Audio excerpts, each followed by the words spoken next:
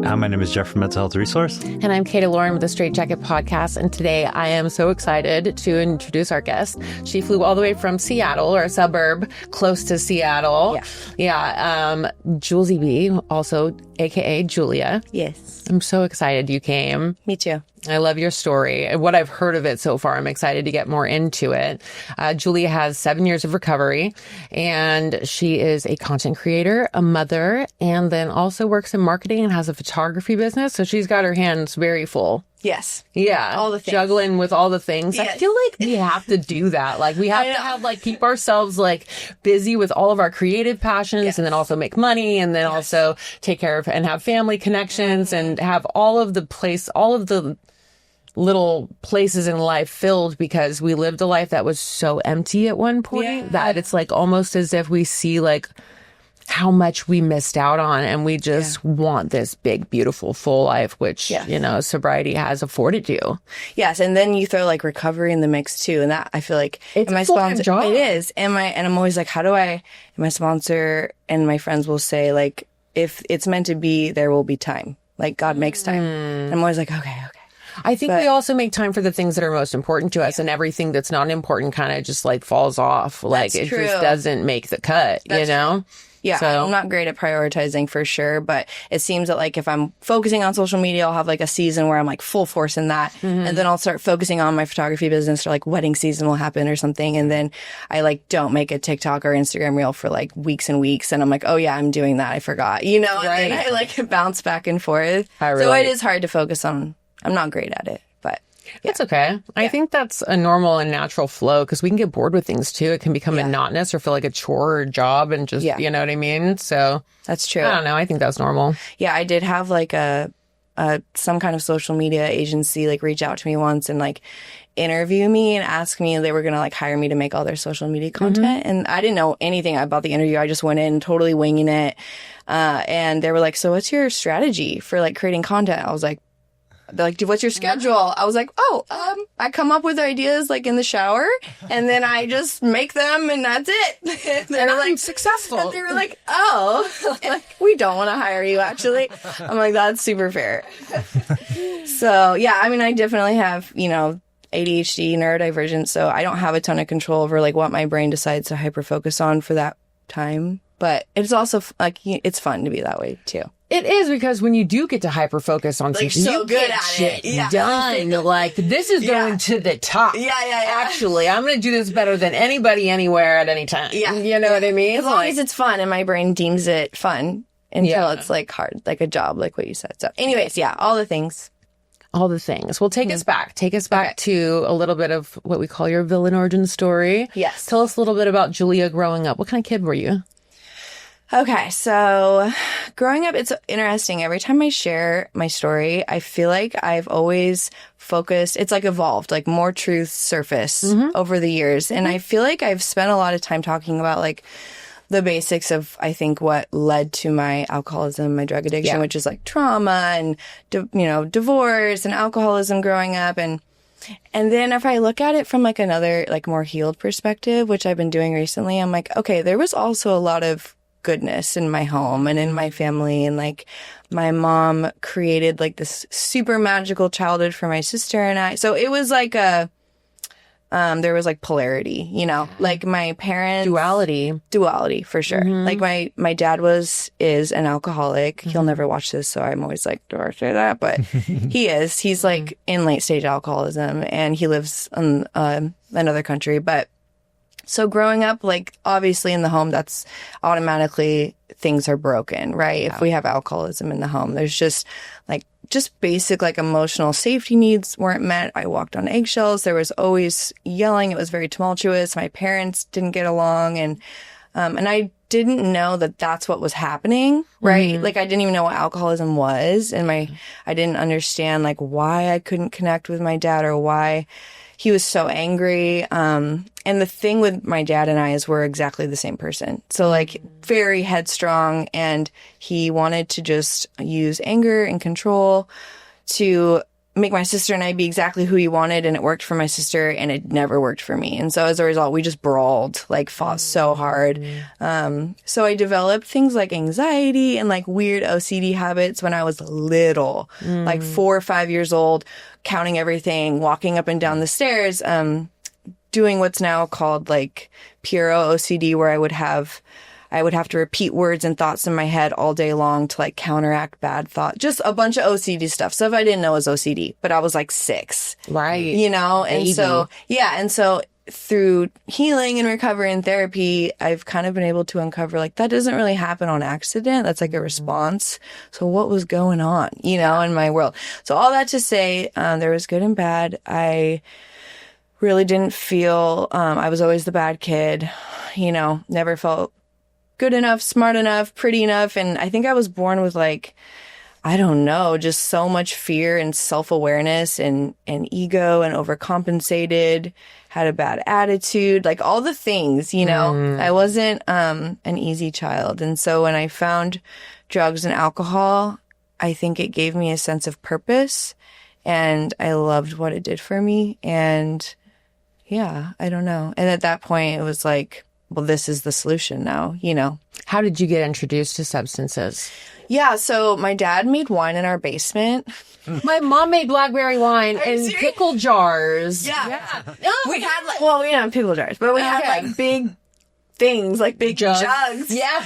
Yeah, so that was real convenient for like a budding alcoholic like myself, you know. And so my friends and I would pop those open and drink them, stealing dad's beer.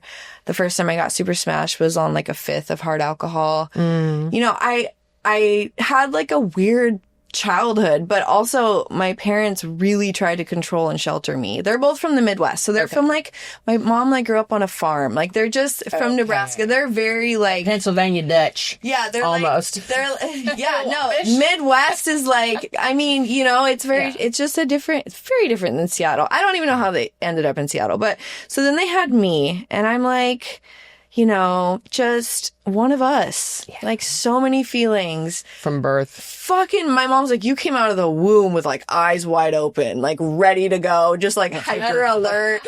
And like, I always had something wrong, you know, and I was a lot for her. She's just a person who like had a kid with a guy she met when she was super young and married him at 19 or 21, I think.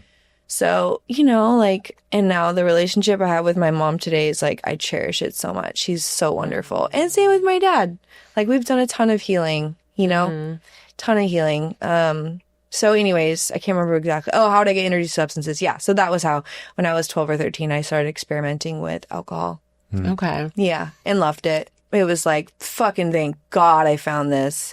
So I could go hang out at the skate park. I could go to the football games because I was always so tall. Yeah. And for whatever reason, were you super tall when you were a kid? I was 5'7" at 14. Bro, it like was hard. Yeah. I towered over all the guys. They didn't get their growth spurt until like senior year, you know? So I was always the tall one, yeah. And that's what I'm saying is like being so hypersensitive, like that's not a reason to turn to drugs and alcohol. But for some reason, I really couldn't handle like being disliked. You know, I just didn't have any sense of self-worth. Like I look at my daughter, she's 6, right? And I say this a lot because she's like not afraid. She just does not care. And she's so brave and can go up to anyone and she doesn't care what people think of her. And I'm just like, wow, I didn't have that. I don't know why that I didn't have that, but I didn't. So it's kind of hard to know like where that stuff comes from, you know? I think some of it's just inherent, you know, like we are born the way that we are for the most part. Yeah. And we can do things to like refine certain aspects of our character and personality. But I think that we are born, you know, with a lot of the qualities that we have, and they are passed down through, you know, epigenetics, you know, so they're probably like your great aunts, you know, great aunt anxiety. There's like, there's like some gene expression was turned on within you that was expressed in this version of human that you are. Okay, I love that. Yeah, and you know, I'm finally in this place where I'm like, oh, this is the brain I was given.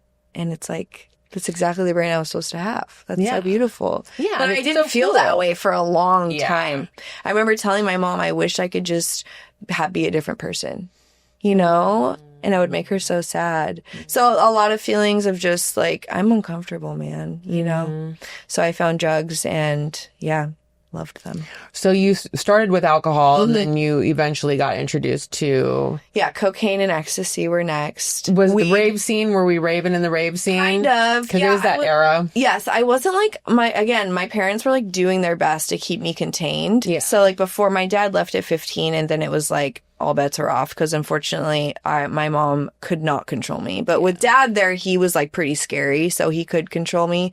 And, you know, so I had like curfews and stuff and I couldn't just like go to raves all night. And if I did, I'd just sneak out. But so it was a lot of like just sneakiness, sneaking out of my house, walking to a park to meet a guy probably like 10 years older than me when I'm like 14 and snorting lines and getting home, like crawling back in my window at 6 a.m. and then like going to 8th grade the next morning. Like crazy shit, dude. You know, where I'm just like, wow, what the hell? Like I was so young. How did we survive? How did we fucking survive? Yeah. I don't know. I was dude, my whole story, I'm just like, I was divinely protected. And I don't know you should put on a milk carton somewhere. No, for sure. Yeah. 100%. So many times. Not even like just that's, you know. Yeah. So I found cocaine and ecstasy next. And then my dad left. And that was when everything really kind of just catapulted. You know, my world was no longer like a pretend version of like, Julia's going to finish high school. Julia's got a job. She's doing well. It was like, no, I'm going to just be this person where I just party and I'm with all these other kids that don't go to school and we just run around and try and find money to do drugs and are like little weird street urchins. And I just did as many drugs as I could, you know? Yeah. I don't know. Yeah. Yeah. It's funny because that trajectory, you know, especially with your dad leaving, you know, it was so important to have men in the home. You know what I mean? Especially with young, impressionable girls, you know. Oh my God, that daddy wound. I mean, it was like, yes, I know, right? Like I will grieve the relationship not having a dad really figure in this lifetime forever. And now it's interesting because it's been filled with other things like God, really healthy men in my life, my boyfriend's stepdad, my mom's, like long-term life partner, you know, even my partner, like there's just like really strong male energy that's like filled it. But there is every once in a while now where I'm like, God, I really wish I had, you know, where I was like, and I know that we've all experienced. That's like, there's way worse wounds, but yeah, the lack of having a dad that like, I felt like he didn't care. So that was hard, you know? Yeah. Was that like the main emotion that you got when he walked away, was that he didn't care? The main emotion I got when he walked away was like, first of all, thank God, because now I can go do whatever I want. And I'm just going to continue to get drunk and find drugs and party and hang out with these people. But the other thing was like anger, for sure, anger. And I don't know, my mom, my sister, and I, we kind of were relieved because he was so violent and not like physically violent. We definitely got into physical altercations, but it was just verbally and emotionally violent as well. Very, very much just like, man, it's weird. Like, it's so crazy because, I mean, I've done sex work. The amount of trauma I have, if you look at like what I did later on in my addiction, it seems like that should be the stuff that fucked me up the most. But when I try and think back about these times of being like 14 to 16, I can't even remember what my dad's face looks like. I can't remember what it feels like when he yelled at me. Like when I started going to therapy, I called my sister and I was like, did dad scream at us just like all the time? Because we've always said that, but did he actually? And she was like, literally 24/7, you guys screamed at each other. And I was like, I don't remember it. My brain's just like, nope. Goodbye. Isn't that strange? I'm like, wow, there's way worse things that have happened to me. So yeah, obviously that's going to be something I unpack forever. Well, that's maybe. A core wound. I think that like people really underestimate, you know, the parental wounds because they are core wounds. Like you're supposed to come into this world and have a family unit, you know, and when either of those figures is displaced or removed, like those are the first people that are supposed to show you safety, show you love, show you how to function in the world, show you what a functioning reality looks like, you know? And if you don't have those things, then your whole world is unstable. Yes. So it's just true. like... That's what it felt like. It felt unstable. Yeah. And I was really angry because he had cheated on my mom and had this big affair. So that was a huge piece of it too that I forgot. So he was always like, you know, anyways, I don't want to like bash too hard on my dad, but he was, you know, a sick man, right? Right. And he didn't know how to be a parent. I don't blame him. Parenting's really fucking hard. I think he ended up in a life he didn't really want, and he didn't know how to deal with it. And so he sought comfort in another woman. But my sister and I were like team mom all the way. You know, we were just like so pissed for her because she was so shattered. But so then we got to watch my mom become like her own person, and it was really beautiful. And then it was just like women energy in the house, you know. But then at the same time, I was continuing to progress into my disease. And so then I became a really violent drunk, and I screamed and I slammed doors and I punched holes, like for real, like those memes, like Kyle punching holes in his mom's door. Like, I was Kyle. Yeah. I will be making amends to my family for the rest of my life. Yeah. And it's anyways, so they, you know, it's kind of like I replaced him in a lot of ways. So I was going to say that. I was an angry kid.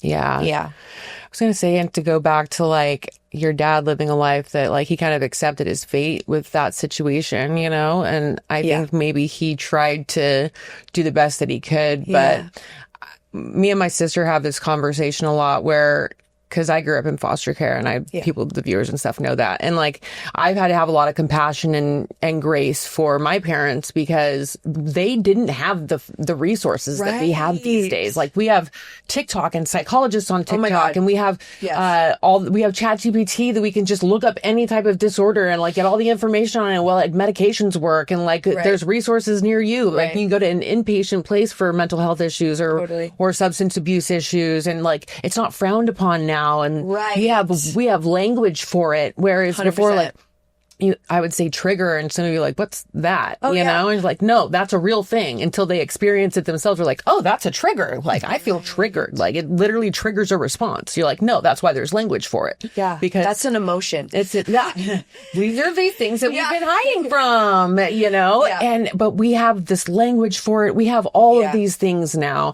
and it's all at our fingertips. And we have learned rapidly, at rapid succession. And now we know like what causes these problems and how to prevent it from happening in our own children and our own, you know, like we know better how to go about these things. Yeah. Whereas they were stuck in Twilight Zone with information, you know what I mean? And so I try to remember, and for anybody that's listening, like struggling with like forgiving a parent through those times, you know, millennial or younger, you know, that they didn't know, or older, you know, they didn't know what we know now. No, 100%. We have so much more information and so much more access that it kind of helps you forgive a little bit. Totally. Well, and I think like, yes, everything you just said. And he also, nobody, like, we don't know, right? We don't know what we don't know. I didn't know how to fucking apologize when I got sober. Right. I didn't even know what it looked like to own something I had done to cause harm. I wasn't even conceptualizing that I had caused harm. Right. All I'm going to do is lie, cover it up, manipulate, try and not look bad, you know, or just leave and ghost the situations. Like no tools. So people like had to show me, what does it look like to apologize to your child, right? And of course, like starting my own family, we were like, okay, we are going all in of like changing everything, parenting totally differently. But it's such a learning curve. So yes, he was never given those resources. And I remember like therapy was really like shameful, you know, it was like hush hush. Like we don't do that. Looked down upon. Yeah. So I totally do understand. And you know, it's funny because my dad does follow me on social media, and I've posted a lot of, like, we didn't talk really. You know, we've healed in a lot of ways, and he has apologized today. He did come to a rehab I was at once, and this was so fascinating. My sister and my dad and we had like a 2-hour therapy session. We kind of told him everything. We're just like, you left us, dude. Yeah. I'm like, what the fuck? You abandoned us. And for one, he showed up with the shakes. And I've never loved him more and had more compassion. You know what I mean? Because I was like, if I was you and I had to go to my estranged daughter's therapy session in California at a treatment center, I would have taken a shot too. You know, he reeked of alcohol and he had the shakes. So, and I just had so much compassion for him, and he was such a fish out of water, and he's such like big businessman, like big presence. But to see him like that, I was just, yes, like he just is he's just like me, you know, he wants to. Oh, how human of him. So human of him. So anyways, the interesting part of all of that was when he did apologize to us, he didn't even know that he had like hurt us. To him, it was like doing us a favor to leave. Yeah, which is so, that's like what we do, right? Yeah. We're like, oh no, the people are better off without us. Yeah. And it's like, actually, no, like your kid wants you to stay in their life. Yeah. Even if you're imperfect. Yeah. You know, like I would have loved it if you just would have stayed. Yeah. Called me Wouldn't once have a known month. the difference. You know what I mean? Yeah. I didn't know we were talking about my dad so much. Sorry. But the inner child stuff coming up. But it's real stuff. It is real. Yeah. And it's like the wound I get to walk with in this lifetime. I think we all get our special, unique wounds. And I'm like, this is mine, you know? And there's so much learning through this experience. And it's sad and it's beautiful. And I get to do work around it. And then I heal. And then it comes back up. And then I heal. And I'm like, okay. I'm leaned in. So your dad comes to visit you at rehab, but how did you end up in that rehab? Let's go back because we went from you drinking and using a little, you started partying and sneaking out doing ecstasy, but then you took a jump forward into some other substances. Yeah. So I started experimenting with IV drug use super young. Like sometime between like the first time I shot up, I was super young. I really loved stimulants, loved them. And so shooting up cocaine, I shot up heroin, didn't love it that much. But yet. And, I think it was just a lot for my body. I loved it, but I loved shooting up cocaine more, like the robotic hearing I got in my ears. And so I chased that. Like, I remember being so aware very early on the fact that like my friends did not love drugs the way I did. And I needed to hide this from people because they could just like blow a line and then go on with their life. And I'm like, we're going to do this until it's done. And then we're going to go get more. And then it's going to be 5 a.m. And then we're still going to be getting another bag. And then, you know what I mean? So yeah, that's just the way I operated. You don't hear a lot of like IV cocaine use, actually. It's not super popular. Well, I'm 33 now, but like, I don't know why that was such a thing. It wasn't a thing. It was a thing with this one particular person. I just happened to meet the right guy, I guess. He's sober today, actually. It's so great. Yeah. So he introduced me to that. Didn't know how to shoot it myself, you know, until way later on. But so it was kind of like this thing I would do when I had access to it. Yeah. But I was just, alcohol was like my main thing. And then, started using heroin when I was 17. Into 18, and then I found myself in a treatment center really young when I was 19 because it just took hold quickly. You know, I had a pretty controlling boyfriend who wouldn't let me shoot up, and so we smoked it.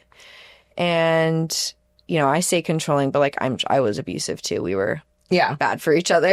But a lot of fighting, a lot of just all kinds of crazy stuff. So I wound up in my first treatment center, and I walked through those doors, having no idea that I was going to kick. I didn't even know how it felt to be dope sick because I hadn't been dope sick ever during. And I didn't use for very long, but so much happens in like a year and a half when you're using heroin. So, and it's so funny because I walked into that treatment center and within like 3 days I was sold. I was like, okay, I want to be sober. Yeah, it was really like, I don't know why I was so uncommon. Yeah. Well, I didn't stay sober. That doesn't matter, though. Right. The fact that you were convinced, you know, like, and it seemed like a good idea to you. Yes, it did. And it was really cool because I always say it was because I'd never experienced people being that, like, I loved the group therapy. I thought it was super cool. Yeah. People just being real as shit and like, again, like I didn't have a huge sense of who I was at all. So I really wanted what was available there in terms of, I could sense it. I could sense that there was something cool available for me here, like in terms of growing and like being, I don't know. I wonder if you could see it even if you couldn't reach it yet. Yeah. Yes. You know what I mean? Really like a foretelling. Fucked up my using because then I went back out a lot and I always was like, well, I know what's available and I know what the answer is and I've tasted it. So I did have 11 months sober then and I went to, we have Oxford houses in Seattle. I know California doesn't have them, I don't think. So it's a little more, it's intense. What is that? It's like a democratically run house that has like chapters. There's like 12 houses in each chapter. Okay. And it's like a sober living, only one person doesn't own it. So everyone, there's like a treasurer and a president, and you like run a house with these women. Okay. And, you know, if you get loaded, you have 30 minutes to pack your shit. You have chores, there's rules, there's house meetings. Reminds me of the book club houses out here. See, there probably is something. Yeah. Similar. I know there's really great sober livings. What are they called? They call them the Nazis, to be honest with you. It's kind of, it's very... That's what they call it, yeah. Yeah, which is like exactly what I needed. Yeah. Because what would happen is I'd do so good in treatment, and then I would, as soon as I was back on my own again, I could never maintain it. Yeah. You know? So having that discipline and having like-minded, like I always tell sponsees, I'm like, dude, you have to go to Oxford. I know the mind of a junkie. Yeah. As soon as we're alone with our thoughts and those feelings, and you can't live in meetings, you know? Yeah. I mean, you can, but it's You need just community and support. And that's need what it community. provides for you. Yes. And routine and stability and just not being alone. yeah. Like I've never. Yeah, that's the nemesis of every addict, is being alone. Like people are leaving treatment, going back to their apartments by themselves. I'm like, if you can do that, that's so great. I literally would die in that apartment by myself. Yeah. So yeah. Yeah.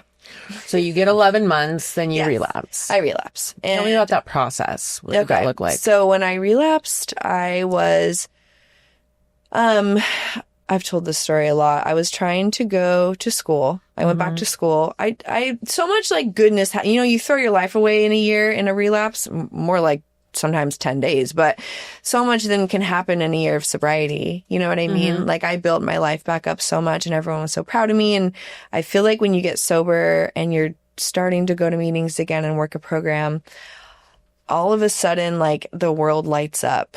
You know, like I feel like there's so much joy, and I get my family back, and music sounds good, and everything's fun and creative and scary and beautiful. And so I tried to go back to school, and I couldn't really do it. Like I struggled.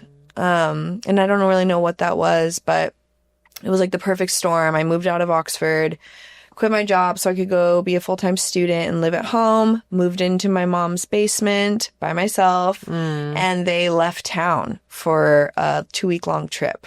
So I was alone. Yeah. Yeah. And, you know, it's not like you can't get through shit like that, but I don't know. I didn't have the tools then. So I called that ex-boyfriend because I want to, you know, I just want to feel safe and comfortable and use someone for validation and comfort. And I was like, do you want to, you know, just come over? He's like, okay. And then came over. And then within, I think like just a few hours, I convinced him to go get me heroin again. And yeah, I threw it all away. And the thing with my relapses is I always think it's just going to be one night, you know, and I don't know. I have no choice once I relapse. It could take me years. And it's just like I take the drug and the drug takes me every time. So that's what happened. How long were you out that time? Okay, so that time, it's funny, on the plane right here, I was like trying to write the timeline because I can't ever remember. And I like sent a picture to my sponsor lineage chat, because I was like, you guys, look how many fucking times I went to detox during this period. I was trying so hard. I was like, okay, detox, come out, use for 2 weeks. Okay, gotta go back to detox. Like I am so bad at kicking dope on my own. I just can't do it, dude. Because when I use, I'm using so much. So, so I was out for, I don't know how long, a while. It felt like forever. It was probably like, so that was in 2011. I know I went back to treatment in 2012. Okay. So it was probably like 6 months of going in and out of detoxes and trying to get back a week. Yeah. You know, I was like, wait, guys, fuck, you know, going to meetings as a newcomer again. And I found a lot of purpose in AA. And I had met people that I thought were just like, oh my God, I didn't even know I could be like you. Like they're doing so much with their lives. They're so powerful. And just where I was like, okay, I want that, you know, like I want to be somebody. And I think that I'm supposed to be like, I'm meant for more than just like the dope game. So I had that sense. And then throwing that away, it's just, again, like polarity of living one life, but knowing you're capable of this. It's like so conflicting. So then I went to treatment again. Overall, I've been in a cumulative, like, detoxes and treatment centers like 22 times. Yeah. So it's been and I've shared that on the internet a couple of times. I did like a funny like rating of the treatment centers I've been to, like 5 out of 10 or 10 out of 10, you know? And I was on my dad's insurance. Like, thank you, Dad. Really good thing you did there. Have a good job. So I went to some really great places, you know, but I did so well in treatment and loved it. Had a wonderful experience each time and dug deep, you know, made lifelong connections, and then just couldn't maintain it. Just had every intention to do well, and then just it all fell apart the moment make you hit your the door. like treatment exit plan. Okay, what are you going to do the first feeling that comes up? Right. What's your next step? Okay, call someone, pray, meditate, go to a meeting, call your sponsor, you know? But the thing is like when you're looking at that piece of paper and I'm thinking about what the drugs are going to do for me, every time I'm going to do what I think, you know? So I talks about that in the book a lot, right? Like I don't have that power. And so it's really like a fascinating topic for me to think about, to talk about, to ponder, like when do we get that power to like pick up the phone and take the contrary action? And I don't know what that is. Like, I don't know when people get it. I don't know when I got it. It's like magic formula. I don't know what part of my program creates it. The elevator to hell opens up and you either get off or you stay on the elevator to hell. Like, I don't think it's a voluntary thing. I don't think so either. A break in time. I think and so you too. fucking capture it or you give me don't. chills. Yeah. Because that's been my experience. It's like a window. There, you have a very short window. It's left or right, dude. And I've talked about this multiple times. I have chills now because I've experienced it multiple times where it's just been like, I got off the fucking elevator and I was good. I was smooth sailing. That didn't mean that I stayed sober. I stayed sober for years. You know what I mean? But then there was another window of opportunity or whatever happened. And I would just be like, let me off of this. And I remember going to like, man, 30, 60, 90, 30, 60, 90, 30, 60, 90 after I had accumulated time. And I'm just like, why can't I fucking get it? Because I got sober right away. Like I went to rehab and I was done. Good to go. Yeah. I got almost 3 years and then I relapsed and I was like devastated by that time. And it was 30, 60, 90, 30, 60. Like I just couldn't get past that benchmark. And I was like, this is not like the other time. Like this is so different than the other time. Yeah. Like I just can't get it. And I don't understand why. I am doing everything. I have a sponsor. I'm working the steps. I'm in a seat every night of the week, multiple times a day. I'm reading the book. I'm praying to God. I'm meditating. I'm doing the list goes on. And I couldn't draw sober breath for longer than a short period of time. And so I truly believe that it's a God-given gift. Yeah. And they call it the gift of desperation, God, whatever it is. But like, if you get the opportunity to get off the fucking elevator, flee, you know? Yeah. And you'll get a chance. But I think, you know, is it fated?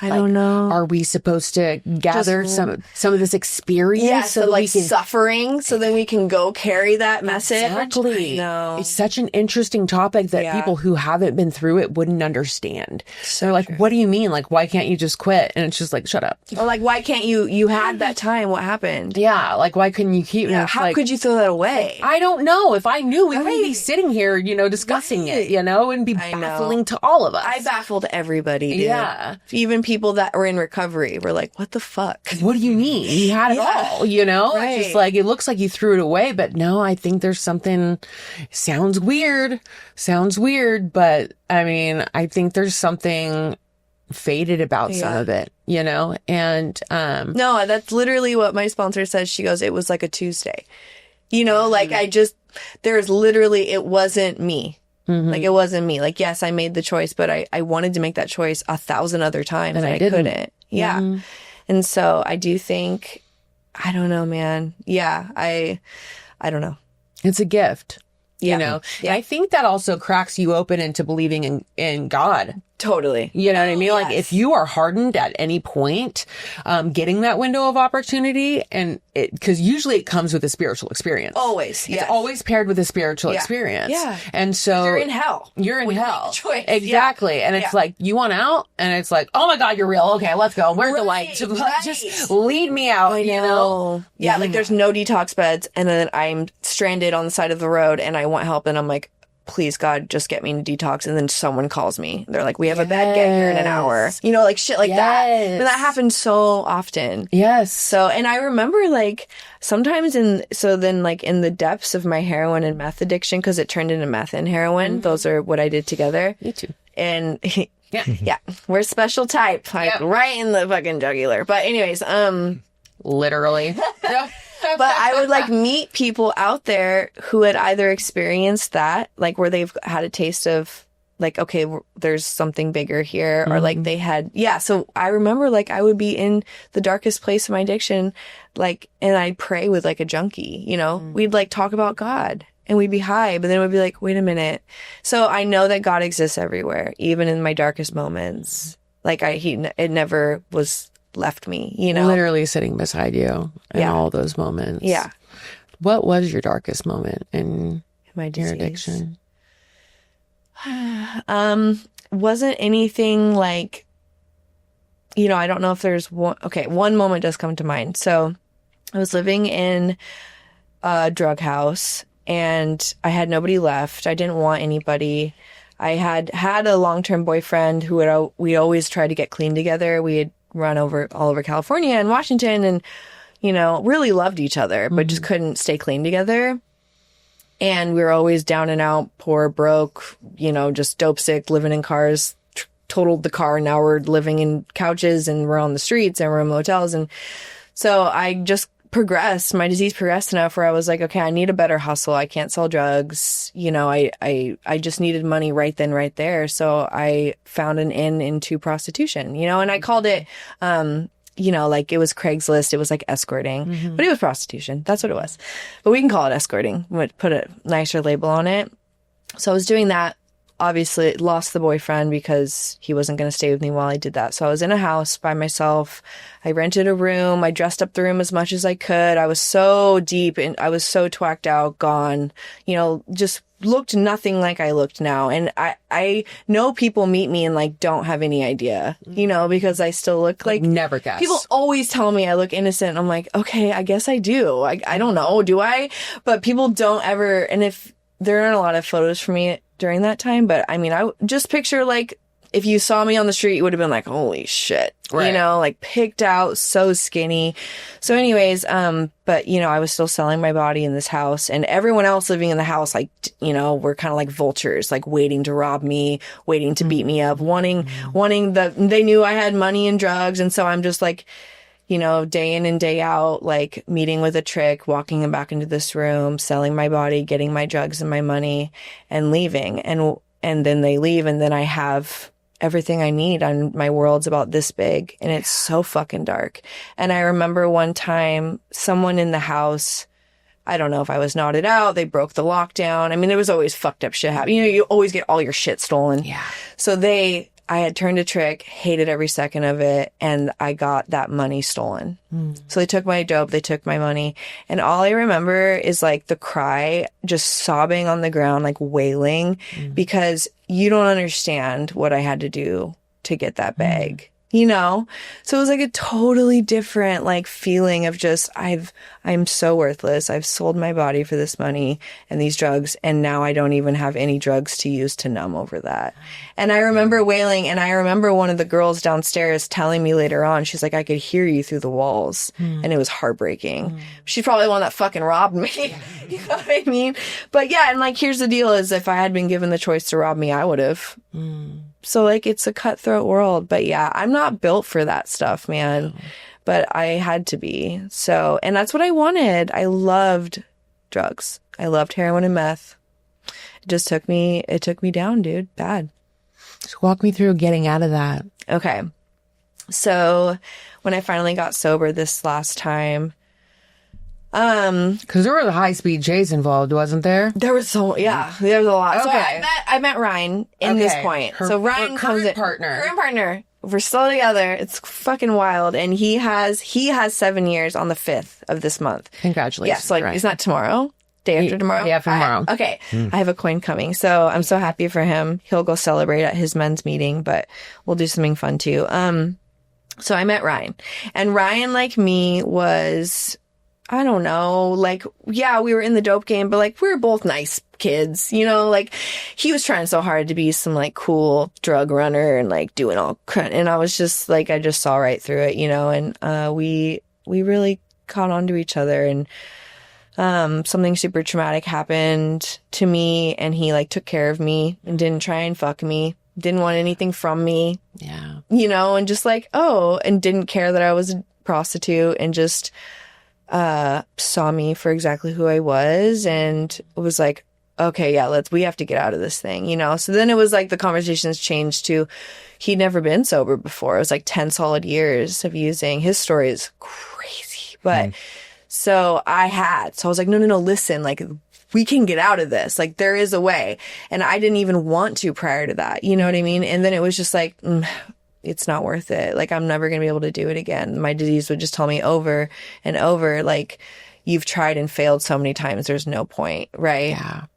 And I didn't want to get sober. So anyways, met him. We got in that I found out I was pregnant. So I stopped doing sex work. Fell in love with Ryan. And that made everything wonderful and also everything a lot worse because we were always broke. Yes. And always fucking just real down and out. We would have moments of being not down and out, but man, we just were super fucking homeless and gross. And I had an abscess on my finger because I found out, all right, I stabbed myself with a dirty needle on accident. Just, you know, disgusting. And so my finger swelled up super big. I got an abscess, and Ryan was in jail. Ended up calling my mom. Didn't even have a phone. So I asked some random stranger in like a Safeway parking lot if I could use his phone. I was just like knocked on his window, and I was like, "Can I use your phone to call my mom? I have my finger." And he was like, okay.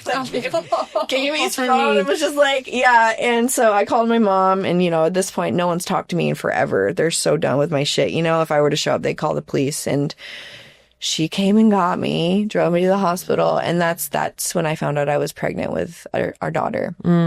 So after that, Ryan got out of jail. We got in a high-speed police chase. It was like another month and a half of us using before I finally was like, I have to get clean. Did you go to jail from the high-speed chase? No. Okay, do you want me to tell this story? Yes, I have to know the story. Okay, so we found out I was pregnant, and I was like, we gotta get clean. And so then I went and do like a detox for pregnant women. He was supposed to do the same, and he didn't do the same. So then I left the detox to go find him to like haul his ass to a detox, you know, thinking I could, because I was going to save him. Right. Big time, you know, I wasn't going to get clean without him, and the insanity of that. And so during that time of like, we're going to get clean, you know, we were in a stolen vehicle, and all of it, we were doing dope fiend shit. Yeah. Doing something. And there was a cop in front of us all of a sudden. And I was like, oh my God, this is really throwing a wrench in our plans, you know, like we can't get arrested right now. So I was like, drive, just go. And he was like, what? And I was like, drive, they won't chase us. I don't know. So, what the hell? To this day, he's like, can you believe I believed you? You believe that? Yeah. So very convincing woman you are. Oh, God. So he almost hit the police officer and he didn't even mean to. Anyways, long story short, they do chase you. Yeah. With birds in the sky. Yeah. So it was like a long, we took them on like quite a wild ride, but they ended up, we knew they were going to, like, we could see they were going to set up spike strips or something. Yeah. It was insane. There was people in the back seat. So what happened was when we finally surrendered, it was like, fuck, this is over. He opened the car door and was like, my girlfriend's pregnant. Please don't hurt her. Like, take me. I surrender. Like, she's pregnant. Don't fucking hurt her. So they like tackled him. Oh, no. And then they were so gentle with me. They like handcuffed me, but were super gentle. And he was like, all the drugs are mine. She had no choice.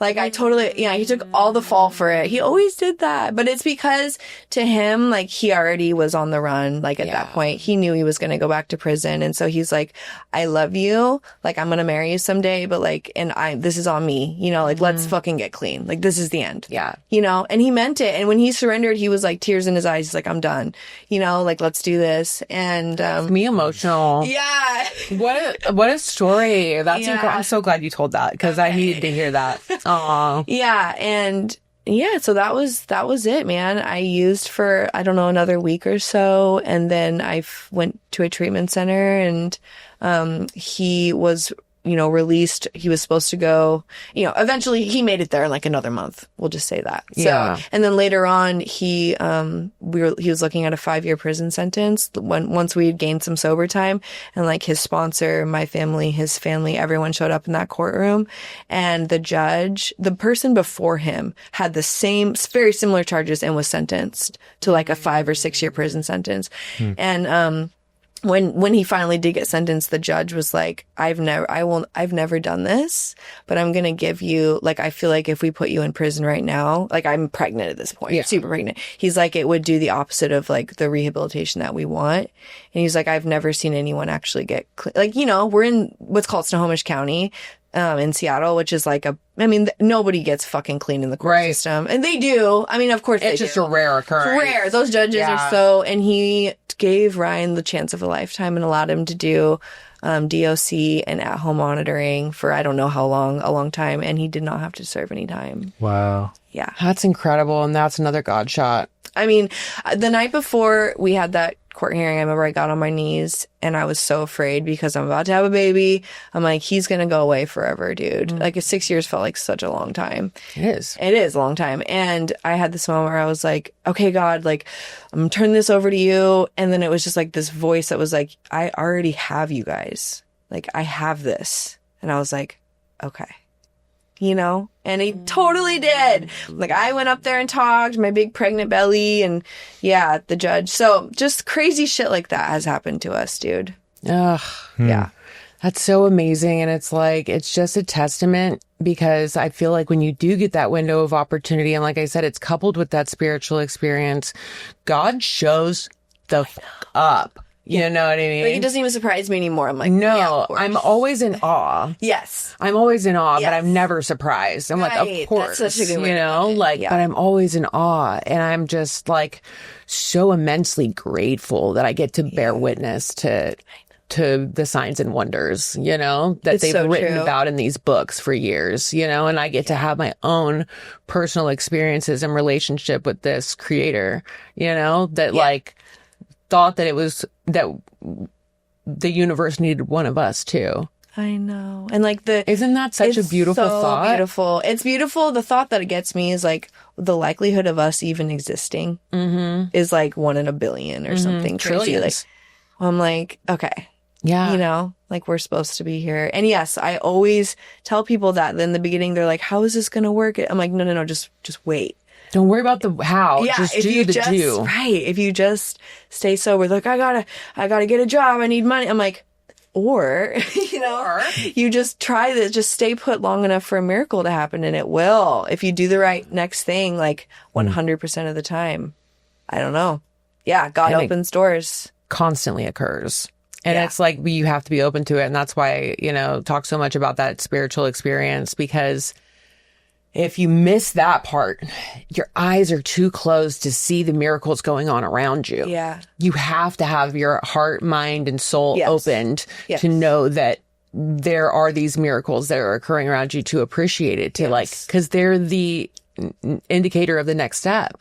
So true. Right? They're like, okay, I'm walking in the right direction. You see these things happening. The doors are opening up. You're like, okay, I'm going in the right direction. I always tell this story, and I'll tell it really quick, but when, and it's something I noticed early on in recovery, my last run before I went into rehab, I was already like due to go to a place, whatever. I finally found a place, got in, and my car was in the shop and it was totaled. And, I was like getting a new front end put on it, and I had to take a bus to go pick up for this last time, and I missed the bus. And then I have at this other bus stop that I just missed that bus. And I'm like, I swear to God, I missed 4 fucking buses. You know what I mean? Of course you did. And then finally end up on the bus, miss my stop. The guy fucking leaves. I'm having to chase him down the road trying to get this fucking shot, right? Yes. And then I get into this treatment center, or I'm in the sober living, and I still don't have my car. It took like a month to get my car back. And I remember walking to the bus stop to go to a meeting, and just as, it makes me emotional, I want to cry.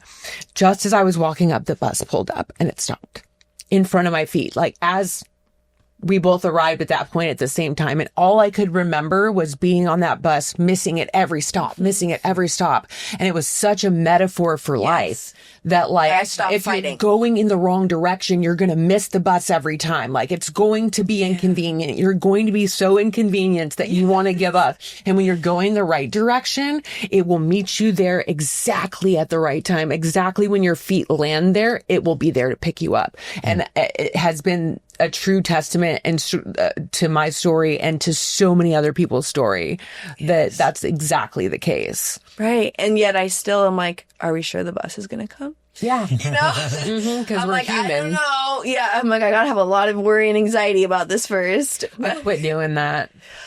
It took a long time. Yeah. You know what? It was a lot of meditation and a lot of focusing on whenever it's taking the thought captive.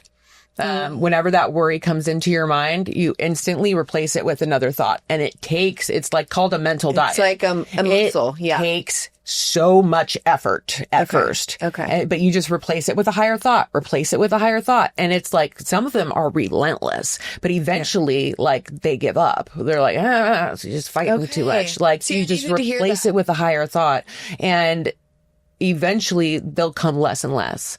And then some of them are a lot stronger than other ones. They're like currents, you know, like a rip tide, you know, a long time. And so those ones take a lot more work, and you might have to ground yourself and call God in and be like, hey, this one's kind of like doing me in here. I don't believe this thought. Help me to be rid of it, you know, and call in your sources, you know, you have help. Call in the power. Yeah. Yeah. You have help, you know, but it still happens to me from time to time, but I'm just like, I shake it out of my head like an Etch-a-Sketch. I'm like, I love you know, and that doesn't mean it doesn't overpower me at times, especially when things get tricky, because life gets tricky sometimes. Yes. But it's so much easier to manage now than it was in my 20s, dude. I was a fucking lunatic. I was out of my mind. You know what I mean? Like I couldn't like constantly overrun by my thoughts constantly. Then now I'm just like, oh, that's a thought. No, I don't believe that. I'm going to believe something else. See, that's like the bulk of my work. That's where it is today. That is like the meditation, the prayer, and I am not where I want to be, but of course, like you never will be. I have to be in acceptance of that, you know. But yes, even like today, before this, it was like there was so much meditation that came into play, and you know, and I know how to get myself centered, but it's like work, and I don't like work. Nobody likes work. Yeah, I'd rather just like, you know, but this is that or be unhappy. Right. Yeah. And this is the spiritual path I've chosen. Yeah. So like I get to do this. But yeah, I did just even as simple as like, oh, God, free me from my anxiety and fear right now. And then it's like, oh, you know? And sometimes it doesn't, like I don't get exactly what I want. And then I get to be like, I'm experiencing this feeling in my body, and it means that something exciting is coming or something important is coming. And because I've had feelings that are too big for my body my whole fucking life. Yep. You know? And so like hating them doesn't make them go away. No. So instead I do one thing I've carried with me my whole sobriety. And I tell people this, and sometimes I don't know if anyone's ever like thinks they're like, okay, but for me, it's literally revolutionary. And I do it every day almost, where I put my hand on my heart and I say, I make space for you. And I say it over and over and over again until all of the fears and the feelings are finally like, okay, enough. I don't know why it releases the power for me if I just say like, I make space for you. Yep, you too. You're allowing. I make space for you. Yeah. And I mean, it's like one of the only things that can really calm me down. I think because I'm always trying to change how I feel, even with my thoughts. Yeah.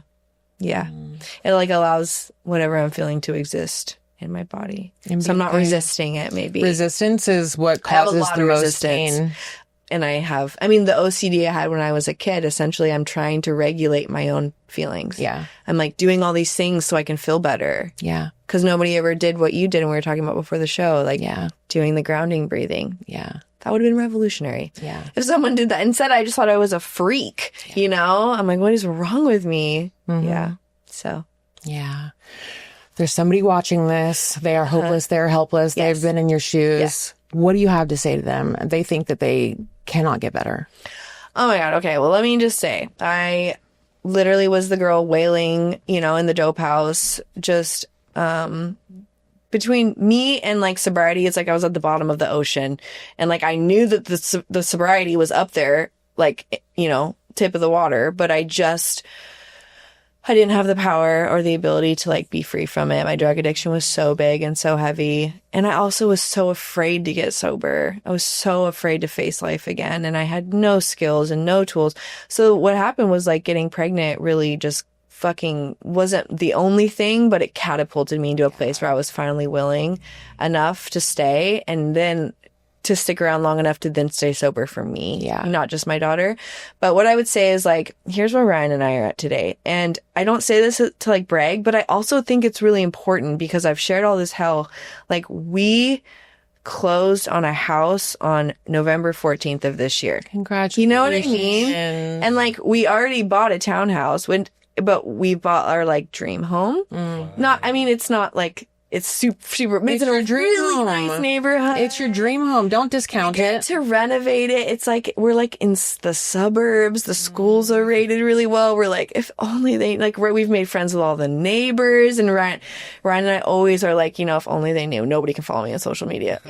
Yeah. But, no, it's fine. But yeah, so like, and we pray together. We work steps together. I mean, not together, but like, we're always in some form of the cycle of growth. I feel like you're always in some form of it. And we raise our daughter in this like beautiful way. It's really not, it is possible. Like, I just stuck around long enough on all the days where I didn't want to stick around, and all of the hard times, and all the times I didn't think it was going to get better, and all of the boredom times, because I think people don't talk about that a lot. They're like, it's so hard. We have to stay sober through like the mundane shit too, you know? And that's always been hard for me because I'm like, well, anyways, so there's been so many moments where I'm like, wow, I would have missed this. Like the possibilities for us it feels like we're going to have a really cool life. And I'm just so grateful for that. And I know that I never would have believed me if I was talking to that version of myself. So I don't know. I guess just don't listen to your thoughts. Don't listen to whatever, because you can't picture what's in store for you. It just starts with checking yourself into that detox facility, going to treatment, going to Oxford. I mean, I don't know. That's just what's worked for me. Yeah. You know, that's all you know. Yeah. That's all I know. And there's also a bajillion other ways. Smart recovery or just church. I mean, I don't know what it takes for people, but I know for me, I needed like the whole shebang. The whole gamut. Yeah. So yeah. And not just the fact we close in our house, but just like the life we lead is so different, you know? But man, yeah. No, that's a huge deal. Do not discount it. Yeah. I'm like, we're in the trap house and now we're like, I have a mortgage payment. It's so cool. It is cool. I got sober not that I had bad credit. I had no credit. Yeah. I had to get a secured, like, I paid $200 and, you know, they sent you a card. Yeah. You had to pay them. Yeah, exactly. So anyways, 7 years, so much can change. In 1 year, so much can change, you know? Yeah, we got sober and so we brought Estella home to a sober living. You know, we had the baby in the sober living. Half our bedroom was the nursery and half of it was our room. Wow. So, and also, I do also want to share this because sometimes I forget to share that Suboxone was part of our story. So I want to make that clear to people too. That like, I worked the steps. I was in AA. I do a lot of HA, and I was on Suboxone, and I worked steps on Suboxone, and then I got off Suboxone and worked steps off. I mean, it literally didn't matter. It was just so like, you can be on medically assisted treatment and also be in this 12-step world. It is possible. And I needed a woman to tell me that in order for me to feel like I was allowed. So I'm just, if you needed that permission, there are people in the program who don't give a fuck. And if there's not, it doesn't matter. You claim that seat, dude. Yeah. Because, I don't think I could have done it without Suboxone.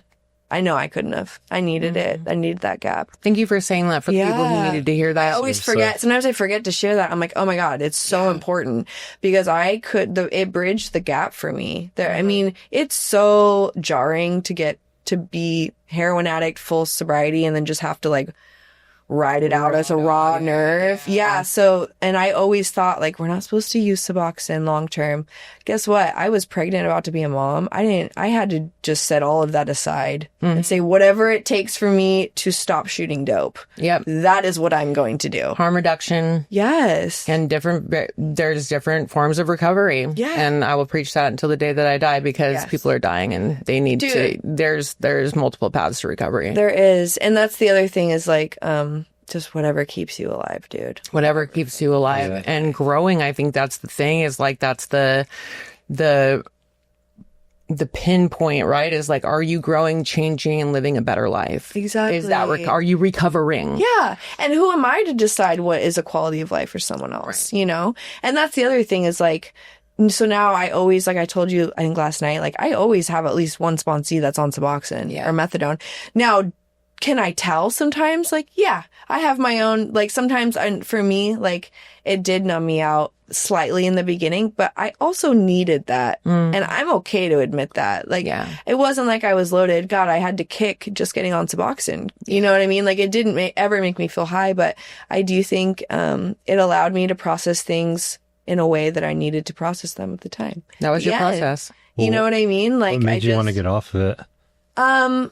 I did a really slow taper. I stayed at 2 milligrams for a few years. Like I was just like, well, for when I was a mom to like a small toddler, and they didn't have Sublocade, the Sublocade shot. So now like my sponsee's on Sublocade, and I've never heard of anyone having a bad experience with Sublocade. It seems like it metabolizes out of your body so naturally that you don't experience any withdrawal symptoms.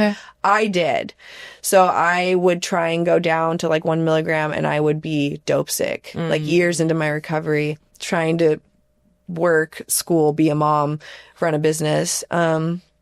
And so then I would be like, okay, if it's not broken, don't fix it. I'm just going to stay. And I really had to invite God into it. And I really had to like be a lot of conversations with people in my circle and my sponsor. And same thing, like the day I took my last dose, I just knew that's what it was. It was God being like, oh, like tap me on the shoulder, you know, like this is the last time. And I never forced it. I was just like, I don't need to stop. But then I knew when I was ready. Yeah. So I just prayed about it a lot and brought God into it. And also it's so nice to not have to take something like that every day. It got to the point where I was just like, I don't really want to have to do this anymore. I don't want to do this anymore. It's the next thing. Now I get to find a new thing I'm chained to, like sugar, and try and be free of that. You know, there's always something that you get to be free from. But yeah, it just was time. Both Ryan and I tapered off of it. And the day I took my last dose versus the next day, it felt no different. Like it didn't change me, you know?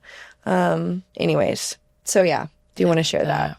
I love that. Thank you so much for coming on today. Yeah. It's been an honor. What an incredible story. I know it's going to help so many people that get to hear it. Oh, good. Yeah. Yes. We loved it. Okay. Thank you. Yeah, it's really good. And that's it for another episode of the Straight Jacket Podcast. If you or anybody that you love is struggling with mental health or substance abuse disorder, go ahead and go to mentalhealthresource.com, fill out the form, and somebody will be with you to get you some help. We love you. We'll see you next time. Bye.